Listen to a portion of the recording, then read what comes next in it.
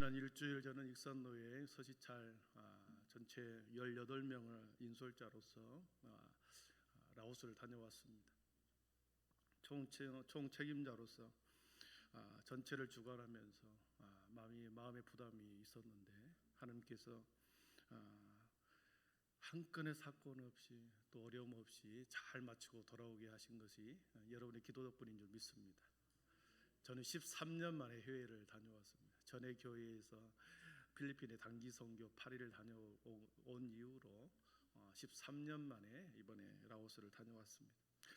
라오스에서 우리를 인도하시는 그 인솔하시는 그 가이드분이 그렇습니다. 자기가 3년 동안 여기에서 여러 팀들을 인솔해 봤는데 가장 완벽하게 그리고 모든 일정을 아무 문제 없이 날씨가 너무 좋아서 착오 없이 다 완벽하게 마치는 일정이었다. 이렇게 고백을 했습니다. 그러면서 저희들에게 역시 목사님, 장로님들이라 교회에서 많이 기도해 주신 덕분인 것 같습니다. 이렇게 고백을 하더라고요. 여러분들의 기도로 그렇게 아침에 나가기 전에 우기 때인데 아침에 나가기 전에 새벽에 비가 막 오고 나가려고 하면 해가 또 쫙 뜨고 하루 일정을 다 마치고 숙소로 돌아오면 또 저녁에 비가 또 확 내리고 비를 이렇게 피해를 다 줬어요. 좋은 날씨 가운데 그 하늘이 너무 아름다운 것을 보고 왔습니다. 지금 우기인데도 불구하고 저희는 비 한 방울 안 맞고 이렇게 다녀왔습니다. 여러분의 기도 덕분인 줄 믿습니다. 라오스는 우리나라 70년대, 80년대 그 수준입니다. 열악한 나라. 1975년 프랑스로부터 독립하여 이 공산국가가 되어버렸습니다. 우리는 일본의 독립하여 자유민주주의가 되었지만 이 라오스는 프랑스에서 독립하자마자 공산국가, 러시아와 중국의 도움을 받아서 공산국가가 되어버렸습니다.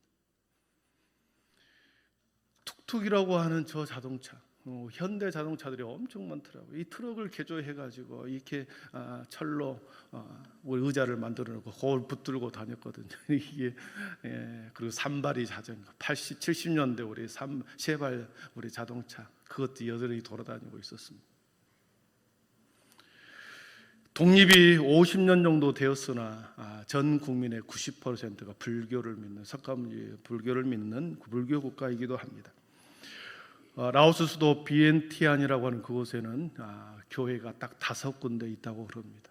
그리고 공산국가가 되기 전에는 그 수도 안에 800개의 절이 있었는데 500개가 사라지고 지금 300개 정도 절이 있는데 한 블록 지나면 황금 같은 사원들이 넘겨보십시오. 황금 같은 사원들이 있고 또 한 블록을 지나면 넘겨보시죠. 황금 사원들이 이렇게 줄기에 있는 것입니다. 여기에도 있고 좀 지나면 또 있고 좀 지나면 또 있고 도시 전체가 이렇게 사원으로 가득한 너무나도 영적으로 힘든 지역이었죠. 어린 아이들이 동자승들이 사원마다 곳곳에서 이렇게 있었습니다. 빨간 장삼을 들고 그리고 얼굴은 까무잡잡하고 눈은 초점이 없이 그리고 무표정한 얼굴로 이렇게 앉아 있더라고요. 그들의 측은함을 보았고 그 라오스에서 태어난 아이들은 평생 머리를 깎고 한 달 정도 아니면 길게는 1년 평생 스님으로 살아가는 모든 아이들이 그런 과정을 거친답니다.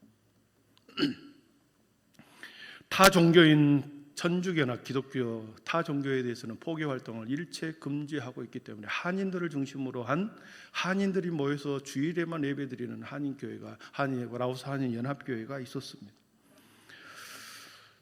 저희들이 갔을 때 선교사님이 타 지역에 가 계셔서 만날 수는 없었으나 그 주위를 보면서 우리가 함께 기도하고 이렇게 왔습니다. 영적으로 너무나도 힘든 곳 그곳에 복음화를 위하여 헌신하시는 목사님, 선교사님들 위해서 우리가 서로 기도하고 이렇게 왔습니다.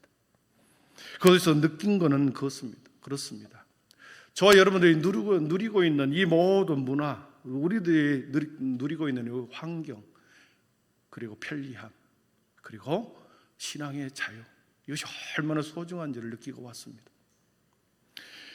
불과 150년밖에 되지 않는 우리나라가 곳곳에 교회가 세워졌고 무엇보다도 신앙의 자유를 헌법으로 보장하고 있거든요. 신앙의 자유를 헌법에 보장하고 있는 이 보호를 받고 신앙생활을 하고 있는 이것이 얼마나 감사한지. 그리고 첨단 문명을 혜택을 받고 살아가는 우리들이 그동안의 감사를 잃어버렸구나. 그동안에 우리가 살아오는 이 모든 것들이 떠나고 보니 이것이 모든 것이 너무나도 풍족함이, 너무나도 감사함을 잊고 살았구나. 그리고 신앙의 자유가 얼마나 소중한지를 저는 느끼고 돌아왔습니다. 사랑하는 성도 여러분, 떠나보니 비로소 보이는 것들이 있다고 그랬습니다. 이런 기회가 많이 있었으면 좋겠습니다. 여러분도 우물한 개구리가 아니라 이렇게 한번 다녀오면 새로운 것을 느끼게 되고, 그리고 우리가 이 한 공간 안에서 신앙생활을 한다는 것이 얼마나 행복하고 감사한 일인지를 우리는 다시 한번 느끼게 될 것입니다. 오늘 본문의 말씀은 그리스도인이 평소에 어떻게 살아가야 하는지를 보여주는 말씀입니다. 그리스도인이 어떤 가치를 가지고, 어떤 기준을 가지고, 어떤 가치를 가지고 살아가야 하는지를 오늘 본문은 우리들에게 잘 말씀해 줍니다. CBS 노컷 뉴스라고 하는 국민일보에서 발간하는 신문이 있습니다. 거기에서 폭동에 찢긴 미 한인 가게 기적이 꼽히다라고 하는 제목의 기사, 예전에 한번 소개한 적이 있었는데 그렇습니다. 코로나 사태가 끝나고 식당들이 점점 하나씩 문을 열기 시작합니다. 그런데 한 흑인 청년이 절도범에 걸려서 미국 백인 경찰에 의해서 진압을 당했는데, 흑인 청년의 목을 누르면서 과잉 진압을 하면서 이 흑인이 그냥 경찰의 짓눌림에 의해서 죽고야 말았습니다. 그래서 이것이 온 방영이 되면서, TV에 방영이 되면서 미국 전역이 흑인들의 폭동이 일어납니다. 흑인들의 폭동이 미국 전체를 막 이렇게 어떤 상관이 없이 약탈과 폭동이 일어나기 시작합니다. 그때 인구 10만이 조금 넘는 사우스캐롤라이나 주에 있는 찰스턴이라고 하는 곳에 이 맘마 킴스라고 하는 이 가게도 폭동들에게 엄청난 폭동의 피해를, 약탈을 당하고 그렇게 가게가 완전히 흩어져 버렸죠. 미국 전역의 한인 가게가 약 99개 정도, 100개 정도가 피해를 입었다고 집계가 공식적으로 나왔습니다. 그런데 이 찰스턴의 한인 식당에 놀라운 기적이 일어난 겁니다. 마마 킴스라고 하는 이것이 폭동이 휩쓸고 간 그것에 약탈에 가는 모든 물건들을 다 가져가 버리는 그런 상황에서 기적이 일어났습니다. 잭슨 제킨스라고 하는 미국 군인이 자신이 학창 시절에 이 찰스턴에서 학교 생활을 했나 봅니다. 우리로 말하면 ROTC 정도 된 것 같아요. 거기서 군인 생활을 학교를 다녔을 그때에 이 마마 킴스의 식당을 많이 이용하고, 그리고 거기에서 많은 도움을 받았던 것 같습니다. 이 흑인들의 폭동이 이 가게에 임하자 이 잭슨 제킨스라고 하는 이 군인이 모금 사이트에 글을 올립니다. 뒤에 넘겨주시죠.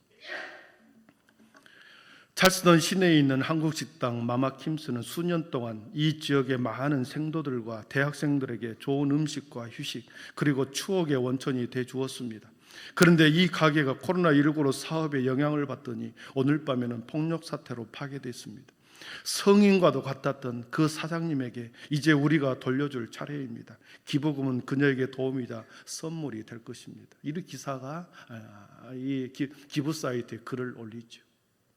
그래서 삽시간에 $5,000가 모이게 되었고, 이 온라인을 타고 지역사회 전체에 퍼지게 되면서 이름 모를 사람들이 그 가게에 찾아와서 $100, $200를 주고 가기도 하고, 그리고 사람들을 동원하여 그 가게를 다시 리모델링 시켜주고, 누가 시킨 것도 아닌데 그렇게 했다라는 거죠. 청소도 하고 합판으로 전면에 붙여주기도 하고, 그리고 깨진 유리를 갈아주기도 하면서 가게를 완전히 회복시켜 주었습니다. 대체 마마킴은 어떤 사람이기에 어려움을 당했을 때 이렇게 온종의 손길이 이렇게 뻗쳐왔을까? 잭슨은 왜 그를 성자라고 불렀을까? 찰스턴 한인의 김영기 회장이 이렇게 말합니다. 이 마마 김스라고 하는 이 사람이 한인식당을 20년 동안 이 찰스턴에서 한인식당을 운영했습니다. 이곳의 단골 손님은 이곳에 그 찰스턴에 위치한 두 대학교 학생들이 주로 단골 손님이었는데, 매년 그 학교에, 양쪽 학교에 기부금을 주고 내고, 또 가게에서 엄마의 마음으로 학생들을 대하고, 그리고 돈이 없는 아이들에게 공짜 밥을 주고, 그러면서 가게를 20년 동안 운영해 왔다는 거죠. 그 가운데 한 명이 이 잭슨 제킨스라고 하는 이 군인이었다는 거죠. 졸업을 하고 아리조나 주에서 군 생활을 하는데 갑자기 이 상황이 TV에서 나오는 겁니다.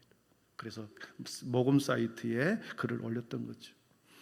그런데 이 그 모금 사이트에는 이 잭슨 제킨스라고 하는 사람이 올린 글 이외에 또 다른 사람이 이 마마 김스의 가게에 대해서 모금 운동을 하는 또 글을 올린 사람이 있었습니다. 맥그레거 켈리시라고 하는 사람이 다시 이 마마 김스가 어려움을 당했으니 우리가 좀 기부를 합시다. 두 군데에서 동시에 모금 활동을 하고 있었던 거죠. 여러분, 이 가게 주인 20년 동안 그곳에서 한 곳에서 한인 식당을 운영하면서 수많은 이야기들이, 스토리가 있겠죠. 대부분의 사람들은 가게를 내고 장사를 하면 이익을 내서 내가 더 많은 부를 쌓을 것을 목적으로 하고 축적하고 모으는 데 초점을 맞추지만, 이 마마 김스라고 하는 여인은, 한국의 여인은 어머니의 마음을 학생들을 품고 이름 없이 빚도 없이 계속 섬겼다라는 거죠. 사랑하는 성도 여러분, 보십시오. 오랫동안 변함없는 섬김과 사랑은 위기 때 그 빛을 발합니다. 타이틀을 보여주시죠. 평소에는 드러나지 않는 사랑, 평소에 드러나지 않는 섬김의 수고는, 여러분, 대가를 바라지 않고 섬겼던 순수한 마음과 그 섬김은 여러분 결정적인 인생의 한 순간에 빛을 발하게 되는 것이죠. 사랑과 섬김의 반대인 증오와 미움도 똑같습니다.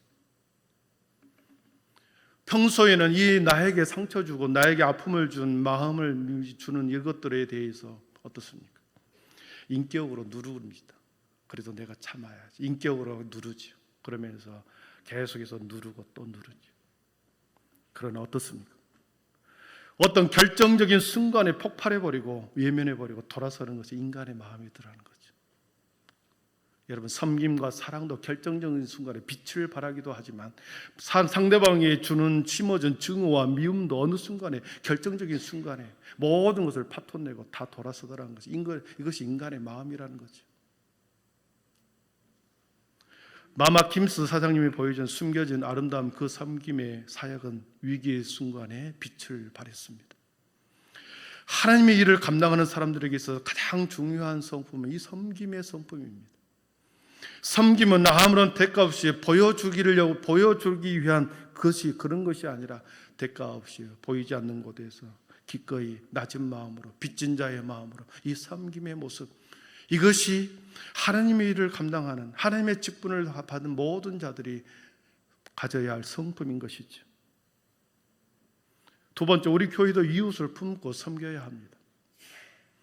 새로운 공간을 우리는 확보했고 새로운 공간을 우리가 잘 꾸몄습니다.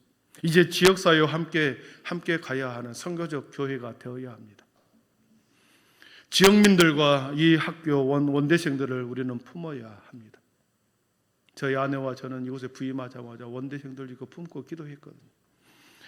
우리들만의 공간, 우리끼리만의 장소가 아니고 우리끼리만의 끊임없는 교제의 장소가 아니라 계속해서 이 지역과 믿지 않는 영혼들을 향하여 우리 교회가 문을 열고 손을 뻗치고 섬김의 손을 내어주고, 그리고 영혼의 쉼터가 우리 교회가 되어야 한다는 거지요.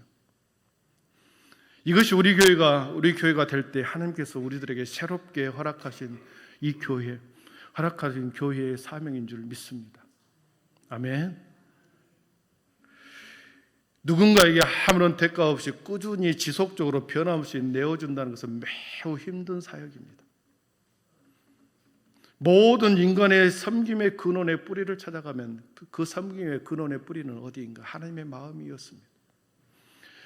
온 인류를 섬기기 위하여 친히 아들을 내어주면서 아버지의 마음이 아들이 십자가에 못 박혀 죽으면서 내어지는, 제물로 내어주는 그 마음 속에 세상을 섬기는, 세상의 모든 사람을 다시 살리겠다라고 하는 하나님의 마음의 섬김이 거기에 있었던 거죠. 사랑하는 성도 여러분, 우리의 힘으로 우리의 가지고 있는 걸 가지고 이웃에게 섬기려고 하면 한계가 있습니다. 아깝거든요. 이걸 가지고 다른 데 쓰면 좋겠다는 마음이 들거든요. 그러나 아버지의 마음으로, 우리가 아버지의 마음을 가지고, 우리가 받은 빚진 자의 마음을 가지고 기꺼이 마음을 열고 손을 내밀 때 우리 교회는 새롭게 믿음의 진정한 믿음의 공동체가 세워질 줄 믿습니다. 여러분, 기독교는 우리가 알다시피 역설의 종교라고 하지 않습니까? 정반대의 길을 걸어갑니다. 정반대, 상반된, 모순된 일을 하는 것, 모순된 것을 말할 때 역설이라고 말하죠. 기독교는 세상의 가치와 세상의 기준과 세상과의 모순된 신앙이 기독교의 신앙입니다. 사랑하는 성도 여러분, 이것을 다른 말로 말하면 하늘의 가치, 세상의 가치라는 표현을 쓰고 하늘의 기준, 세상의 기준이라는 단어를 쓰죠. 하늘의 가치, 하늘의 소망, 하늘의 기준을 가지고 우리가 이 세상을 바라볼 때는 언제나 가장 낮고 천한 곳으로 내려갔습니다. 그러나 세상의 가치와 세상의 기준은 언제나 높이 올라가라고 말하죠. 더 높은 자리, 더 높은 곳으로, 더 많이 소유하고 더 높은 권세로 계속해서 올라가라고 말합니다. 그러나 기독교는 더 밑으로 내려가라, 붙잡지 말고 내려놓아라, 더 내려놓아라, 더 섬겨라, 더 주어라 말씀하시죠. 예수님은 이 말씀처럼 그렇게 살아갔습니다. 예수님은 하늘의 왕권의 모든 하늘의 왕권 권세를 다 가지고 계신 분이었죠. 그러나 우리 주님께서는 또한 이 세상을 창조하실 때 성부 하나님과 함께 세상을 창조하시는 능력의 하나님이셨습니다. 성자 하나님이셨죠. 모든 왕권과 권세를 가지고 계신 그분이 가장 모든 것을 포기하고 이 땅에 내려오신, 인간의 몸을 입고 내려오신, 가장 낮게 내려오신 분, 그래서 우리들에게 섬김이 무엇인지를 보여주었습니다. 가장 높은 곳에 계셔야 할 그분이 가장 낮은 곳, 죽음의 가장 낮은 곳까지 내려갔고, 상석에 앉아 계셔야 할 그분이 가장 말석에 앉으셔서 언제나 세리들과 창기들과 비천한 여인들과 함께 먹고 마시면서 그들을 섬겼습니다. 당시 종교 지도자들과 예수님은 종교 논쟁, 율법의 논쟁을 화려한 종교 성전에서 논쟁하고 토론하고 이렇게 토론했어야 했으나 우리 주님은 그렇게 하지 않았습니다. 향기로운 자리에 산의 진미가 가득한 밥상머리가 아니라 냄새나고 거친 음식 앞에서 그 수많은 사람들을 섬김의 자리에서 그들과 함께 하늘의 복음을 전했던 거죠. 오늘 말씀은 공생의 마지막을 향해 가고 있는 그 때였습니다. 제자들은 3년 반 동안 주님을 따라다녔지만 주님이 어떤 분이라는 것을 몰랐습니다. 그들이 알고 있는 주님, 수많은 군중들이 예수님을 따라오는 그 모습을 보면서 다윗의 왕권, 다윗의 통치가 이 예수로 인해서 다시 세워지는가 보다. 그 인기와 권세에 도취돼 제자들이 무엇이나 된 것처럼 어깨를 으쓱하면서 그렇게 다윗의 왕권을 회복시켜 줄 거라고 믿었던 거죠. 그래서 오늘 말씀 20절에 보니까 세베대의 어머니도 그렇게 주님을 바라보았습니다. 우리 20절 한번 읽어보겠습니다. 같이 읽습니다. 이 두 아들을 주의 답변에 앉게 명하소서. 아멘. 이 세베대의 어머니도 세상의 기준, 세상의 가치 속에서 우리 내 두 아들을 주님께서 세우시는 그 나라에서, 우리 주님께서 세우실 그 왕권의 자리에서 하나를, 또 다른 하나는 좌우에 앉혀주십시오. 높은 곳에 앉혀달라는 거죠. 다른 사람들을 부리고 다른 사람들을 지배하는 곳에 앉혀달라고 하는 어머니의 마음, 세상의 모든 사람들의 세상의 가치 기준의 모습이죠. 할 수만 있으면 부모로서 모든 것을 다해서라도 우리는 자녀들을 높은 곳에, 더 좋은 곳에 보내려고 하는 것이 인간의 마음일 것입니다. 그러나 우리 주님께서는 이렇게 말씀하십니다. 22절 같이 읽어보겠습니다. 22절입니다. 예수께서 대답하여 이르시되 너희는 너희가 구하는 것을 알지 못하는도다. 내가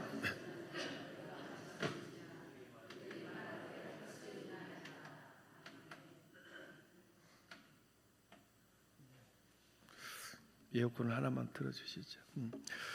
예수께서 대답하여 이르시되 너희는 너희가 구하는 것을 알지 못하는도다. 내가 마시려는 자를 너희가 마실 수 있느냐. 우리 오히려 주님께서는 좌우에 앉혀달라고 하는 그 청탁을 거절하고 내가 마시려는 잔을 너희가 마실 수 있느냐라는 말로 대신합니다. 여러분, 우리 주님이 마시고자 하는 그 잔은 우리가 알고 있습니다. 고통의 잔이요, 눈물의 잔이요, 슬픔의 잔이요, 죽음의 잔이 아닙니까? 주님이 마시고자 하는 그 잔은 세상의 모든 사람들이 마시고자 하는 축복의 잔과 번영의 잔과 영광의 잔과는 상관이 없는 잔이었습니다. 그러나 제자들은, 그리고 세베대의 어머니, 그 자녀들은 우리 주님이 마시는 그 잔이 축복의 잔이고 출세의 잔이고 영광의 잔이고 그리고 번영과 권세의 잔이라고 믿었기 때문에 내가 마실 수 있습니다. 그렇게 답을 해버린 것입니다. 할 수 있나이다. 마실 수 있습니다. 대답을 하고야만 합니다. 그때 주님께서 23절에 너희가 과연 내 잔을 마시려니와 그랬습니다. 두 아들이 곧바로 마실 수 있다고 고백한 이 고백의 말 속에는 먼 훗날 야고보와 요한이 어떻게 죽음을 당할지를 우리 주님은 알고 있었습니다. 지금은 그들이 주님이 마시는 잔이 영광의 잔인 줄 알고 축복의 잔인 줄 알고 권세의 잔인 줄 알고 마시겠습니다. 그렇게 고백했지만 먼 훗날 야고보 사도가 마시는 잔은 순교의 잔이었습니다. 가장 먼저 순교를 당하거든요. 죽음의 잔을 야고보가 마셔버립니다. 그때는 출세의 잔, 영광의 잔, 번영의 잔인 줄 알아서 내가 마실 수 있습니다. 고백했는데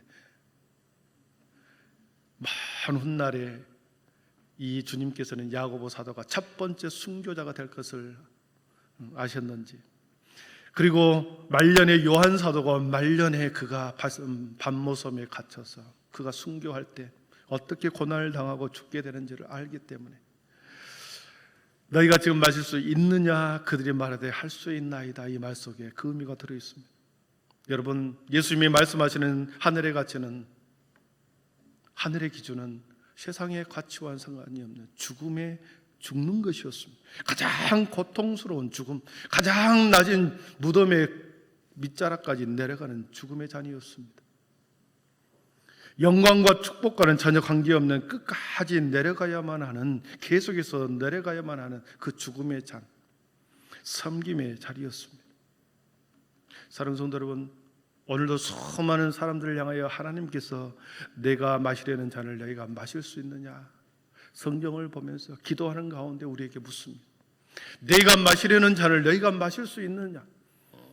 제자들에게 말씀한 거지만 주님을 따라가는 수많은 세대를 걸쳐 주님의 제자라고 하는 사람들에게 이 말씀은 계속 우리들에게 들려집니다. 내가 마시려는 잔을 너희가 마실 수 있느냐.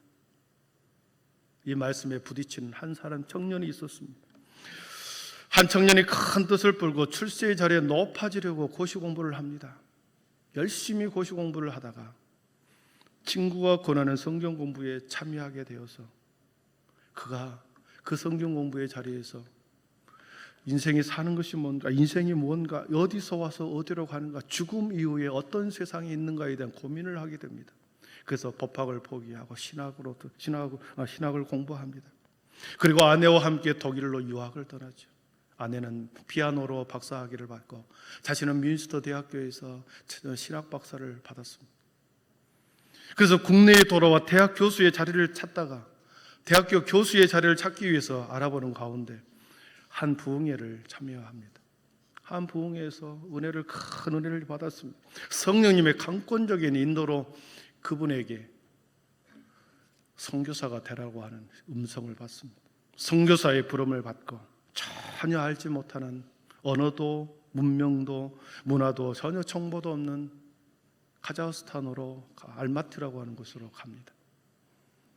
거기에서 21년간 사역을 하면서 알마티 은혜교회를 세우고 거기에서 사역했던 김삼성 선교사님의 이야기 우리는 알고 있죠.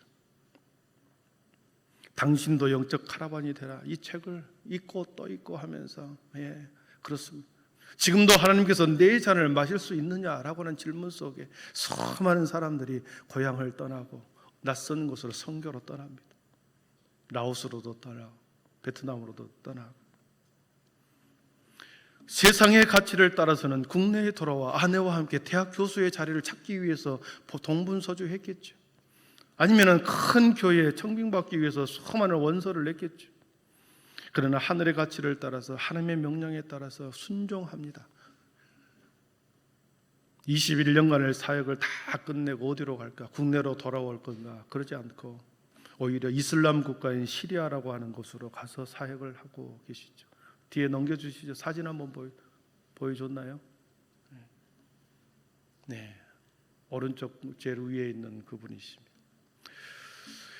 주님이 지금도 우리들에게 내 잔을 마실 수 있느냐? 우리에게 계속해서 물어보고 계십니다. 부르심의 방법은 다 다르고 소명의 방법은 다 다릅니다. 어떤 사람은 선교사로, 어떤 사람은 사업가로, 어떤 사람은 사람을 치료하는 의사로, 어떤 사람은 성문 목사로, 어떤 사람은 수많은 섬김의 간호사로. 부름과 소명은 다릅니다. 각자의 부름의 소명은 각자 다를지라도 하나님께서 우리들에게 하늘의 가치와 세상의 가치 가운데 어떤 것을 선택하려고 선택의 순간에 왔을 때 하늘의 기준 속에 우리가 어떻게 반응하는가, 하나님께서는 그것을 우리에게 요구하고 있습니다. 우리 교회가 우리만의 공간으로 전락하여 우리만의 공간 안으로 남아 우리끼리 신앙생활을 할 것인가, 아니면 하늘의 가치를 이 땅에서 실현하는 선교의 현장, 선교적 교회를 함께 만들어갈 것인가, 우리에게 또한 묻고 있습니다. 예수님은 우리들에게 끊임없이 내 잔을 마실 수 있느냐 물어오십니다. 내가 손해보는 곳으로, 내가 더 헌신하는 곳으로, 내가 더 낮은 곳으로 내려갈 수 있느냐, 우리 교회와 저와 여러분에게 묻고 있는 줄 믿습니다. 25절, 26절 우리 앞에 기록된 말씀 같이 읽어봅니다. 예수께서 제자들을 불러다가 이르시되 그 고관들이 그들에게 권세를 부리는 줄을 너희가 알거니와 너희 중에는 그렇지 않아야 하나니. 아멘. 말씀을 잘 보십시오. 세상의 고관들, 세상의 집권자들은 뭐라고 말합니까? 그들을 임의로 주관하고 그들에게 권세를 부리는데, 세상의 주관자들은 권세를 부리죠. 사람을 자기의 수중에 두려고 주관하고 이렇게 다스리려고 하는데, 우리 주님께서는 너희 중에는 그렇지 않아야 한다. 그렇게 해서는 안 된다. 세상의 가치는 군림하고 주관하고 권세를 부리도록 추종하지만 우리 주님께서는 그렇게 하지 말아라. 그렇게 해서는 안 된다. 그렇게 말씀하십니다. 그러면서 우리 그리스도인이 제자들이 어떻게 살아가야 할지에 대해서 마지막 결론으로 26절과 28절에서 이렇게 기록합니다. 같이 읽어봅니다. 너희 중에 그렇지 않아야 하나니 너희 중에 누구든지 크고자 하는 자는 너희를 섬기는 자가 되고 너희 중에 누구든지 으뜸이 되고자 하는 자는 너희의 종이 되어야 하리라. 인자가 온 것은 섬김을 받으려 함이 아니라 도리어 섬기려 하고 자기의 목숨을 많은 사람의 대속물로 주려 함이라. 아멘. 이 말씀은 천국의 본질, 참 제자의 덕목에 대해서 우리에게 말씀해 주십니다. 선택의 기로에서 참 제자들이 어떻게 살아가야 할지 하늘의 기준을 우리에게 가르쳐 준 거죠. 종이 되어라, 섬겨라. 하늘의 가치를, 하늘의 기준을 우리들에게 보여주신 하나님의 말씀입니다. 말씀을 정리합니다. 우리들이 이 땅에서 살아가는 방식은 주님이 요구하신 대로 하늘의 기준으로 살아갈 것인가, 아니면 세상 사람들이 세워놓는 기준과 가치로 살아갈 것인가, 두 길밖에 없습니다. 그 두 길 중에서 무엇을 선택하며 우리가 그 길을 따라가야 할지 우리에게 분명하게 가르쳐 줍니다. 크고자 하는 자는 섬기는 자가 되어야 한다. 으뜸이 되고자 하는 자는 종이 되어야 한다. 인자가 온 것은 섬김을 받으려 함이 아니라 많은 사람을 대속물로, 자기 목숨을 많은 사람의 대속물로 주기 위해 오셨다 말씀하시죠. 교회의 직분과 사명은 세상의 직분과 사명과 정반대입니다. 명예가 아니요 영광의 관이 아니요 더 낮은 곳으로 내려가서 섬겨야 하는 눈물의 자리라는 것을 우리 교회에게 이 시간 저와 여러분에게 말씀하고 계시죠. 그러면서 내가 마시려는 잔을 너희가 마실 수 있느냐? 내가 가는 길을 너희가 따라올 수 있느냐? 저와 여러분에게 오늘 또 묻고 있습니다. 오늘 저와 우리 모두에게, 우리 교회에게 예수님은 동일하게 묻습니다. 내가 마시려는 잔을 너희가 마실 수 있느냐? 내가 가는 길을 너희도 따라올 수 있느냐? 기도하겠습니다.